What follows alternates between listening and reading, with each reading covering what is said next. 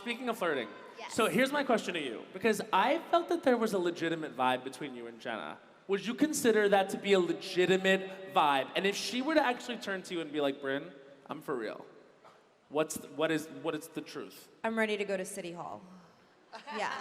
Which I have to be Bryn respectful Lyons. because she's in a relationship. Oh, right. Well, no, But you if don't. I She's wanted not to here. disrespect Really the sexy. relationship, she's a hot babe. She's hot. Look, She she has is. everything I want. I'm 37. Like, beggars can't be choosers. Like, I want kids. I don't have kids. I want to, like, you know, she's got everything. She's got the chic loft. Yeah. She's got the looks. She has the latex. Amex. Her She kid's has the already grown up. latex. You don't have to raise no kids. Right, I can be the cool stepmom. Exactly. You know, Bex doesn't hate me. He loves me. So That would it's be an like, incredible I vibe would for hit you. it. Whatever. You like, won't have closet space though.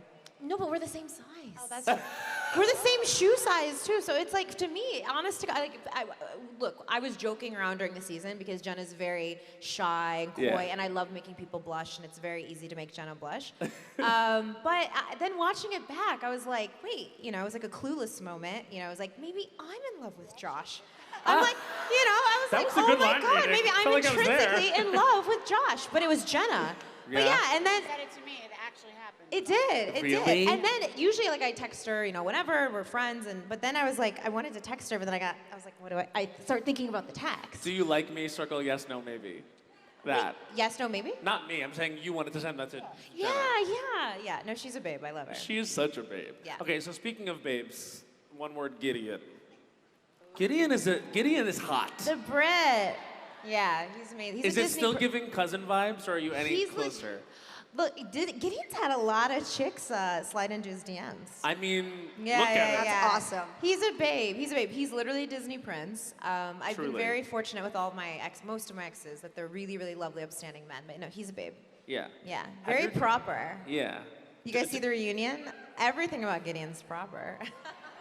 Sai, you've copped to being not very emotionally open, and I would imagine that being on a show like this is like really tough. And I know that I can speak for myself. That was very powerful to see you open up. So I would wonder, like, is it important for you to share the good and the bad? Were you not expecting to open up like that? Like, when it's happening, like, are you like, oh my God, I can't believe I'm saying this? Like, what's it like for you as someone who doesn't open up much to not only open up, but then see yourself open up? Yeah, I think that was really extremely hard for me because the context of the story and the impact it has on me and who I am, you know, talking about your mother and talking about something that is so important and so serious. And it was a very organic thing for me to do. I originally opened up in Anguilla with the ladies at the table during breakfast, and it was, I don't even know why I shared. I felt comfortable with them, and when you feel comfortable with people, you just open up. Yeah. And, you know, I feel like they're my friends, but they're the family that I choose at the end of the day. And it gave me a very safe place for me to kind of open up and talk about these things. And, you know, when Andy brought it up and watching yourself back on camera open up this Pandora's box, I just lost it at the reunion. I tried to keep it in, and you know, just hearing anything about my mom, or if anybody's gone through those struggles, they know it's a scar that's very hard to heal. It's a very hard thing to go through. So I'm grateful for these ladies and this amazing, unique experience that we've all been through. Sometimes people are broken and going through things, and you don't know why. And I'm happy that I had this place to open up. So it was therapeutic in a way. Yes. I will say, Erin, I think that you might be one of the best apologizers in Housewives history. All your apologies were very sincere. Like, that really, like, it really, like... That's true. Yeah, you did. Now, is that because you were watching the show and you were like, I'm wrong? Or was that a thing where it was just like how much of it do you stand behind? Like, do you feel like you needed to apologize? Or how much did you feel like you actually had to apologize? Okay, a mix, because I think I saw a lot about how Jessel felt Yeah. on the show. So Right. when I saw that, I was like, like, she's actually hurt, honestly, which you know. And you apologized. She did. Profusely. And I mean that. And like, I think when it crosses a line of like actual hurt, that's not okay. So I'll say it again. I'm sorry. But no, I don't say things I don't mean ever. Yeah. I don't know how to do that. I wish I could be a better actress. Maybe I'll go to take some classes. We apologize in this group, and we mean it. Deep down, we care. I was just actually speaking with Garcelle. She's so lovely, and she was like, "Your group, you guys aren't out to destroy each other, and Yeah. we're not going to take the. And don't do that in life. Don't destroy. Like that's we not f- up and we hurt each other, and we get pissed. Erin and I got pissed at each other last night. She came to my room this morning, and we cuddled in bed and cried. like, What happened cuddling. last night? we were a bitching little at each drunk. I watched What Happens Live, and she's like, "You Don't said look that at me.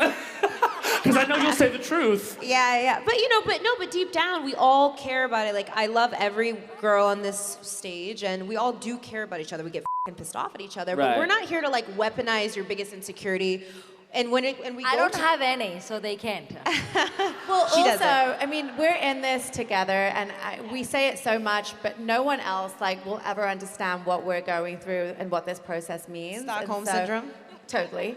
And so, you know, when we notice and have perspective of how we're doing things wrong or what we can do better, we definitely want to learn. You know. Totally. So I want to know We're nice, wholesome girls. No, I can Matt. tell. The vibes We're are not. very good. I'm not. We're not. wholesome, and they're not nice. No, but we're not. We're not. And that's what I think. This is the different era, and maybe this was what they intended. I don't know. But like we do. We're not here to destroy each other. It's like you're seeing real New York, real diverse New York, and we love each other, and we have. Yeah. But we're not. We're not here out to kill. Like, so if you want that, you're never gonna get that with us, because I'm not trying to ruin their lives. I'm just trying to ruin her marriage. Yeah. She can get another husband. Well, we did talk about you sleeping over tonight, so we'll I see know. tonight. It looks like Erin's recruiting again. Her swingers club. We just had the reunion, Uba, and I know you wanted to clear this up. So I just want to know, what did you mean when you told Jenna at the reunion to not confuse being assertive with being angry? Let's hope Britney's not gonna interfere me or interrupt. Damn. So here's the thing. I really want to clarify something, because I've seen on the internet people say that I'm hating on Jenna, how we didn't know this, she didn't like Jenna, all these things. First of all, I've learned not to watch 4 episodes before the reunion at 2 a.m. on a Fashion Week month. I'm never doing that again.